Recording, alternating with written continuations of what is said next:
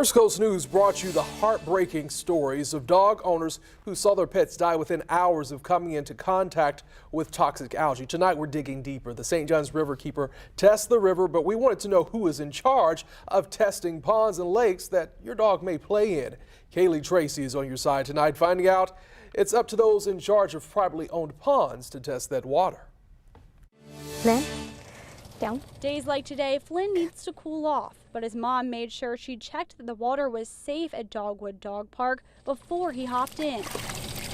After several dogs died across the South from toxic blue-green algae playing in a pond. It's just something that a lot of people don't know about and don't look for.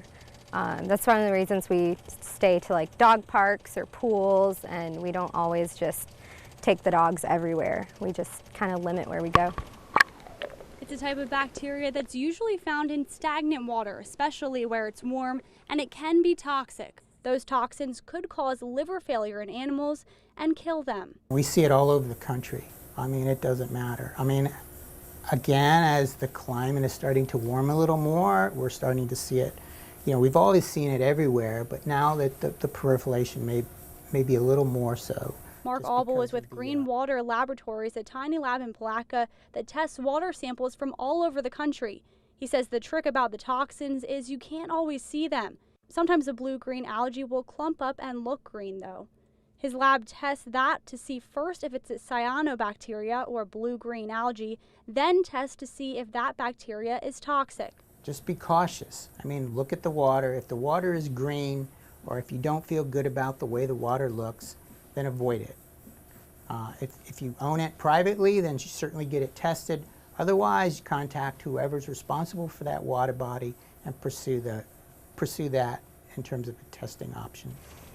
There you go. Privately owned ponds, which brings us back to Flynn. Managers here say that they use an aerator to keep the water from staying stagnant and use a non-toxic dye treatment once a month to try to stop the algae from growing. But it's not always a 100% guarantee. They take care of the grounds and their lake, and that it's not a risk to me. Now, if we were out in some, random hiking trail and ran across a pond, I probably wouldn't let my dogs get into it. That was Kaylee Tracy reporting. And Albel says they've seen more algae blooms in the St. Johns River south of Jacksonville, and some samples have tested as toxic, but says there are no severe hazards. You can track algae blooms in your area and whether or not that toxic whether that algae tested as toxic on the Florida Department of Health's website. We have that link right now on our website, firstcoastnews.com.